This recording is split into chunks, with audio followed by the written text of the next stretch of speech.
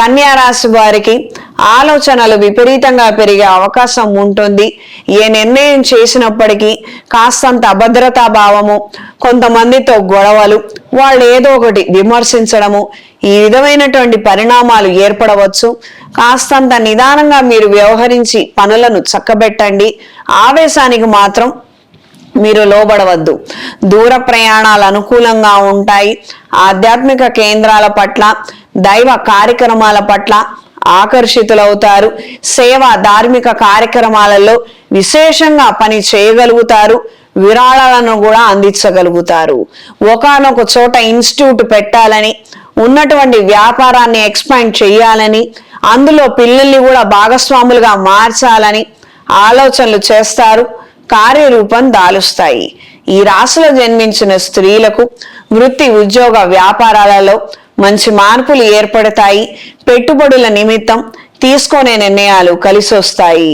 కళా, సాంస్కృతిక రంగాల్లో ఉన్న వారికి కాలం అనుకూలంగా ఉంటుంది.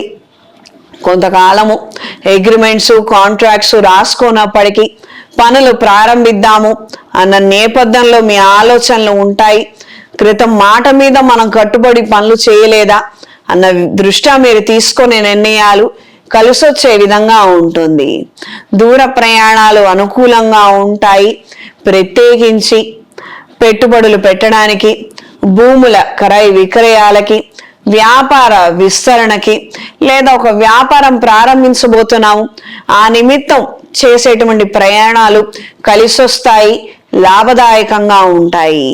ఈ రాశిలో జన్మించిన వారికి ఈ వారం కలిసొచ్చే రంగు గోధుమ రంగు, కలిసొచ్చే దిక్కు పడమర, కలిసొచ్చే సంఖ్య 5.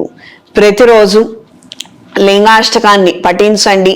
భార్యాభర్తల మధ్య అన్యోన్యత లేక చికాకులు ఎక్కువగా ఉన్నాయి. జీవితంలో ఎదుగుదల కనిపించడం లేదు. వచ్చినటువంటి ప్రతి అవకాశం చేజారిపోతుంది.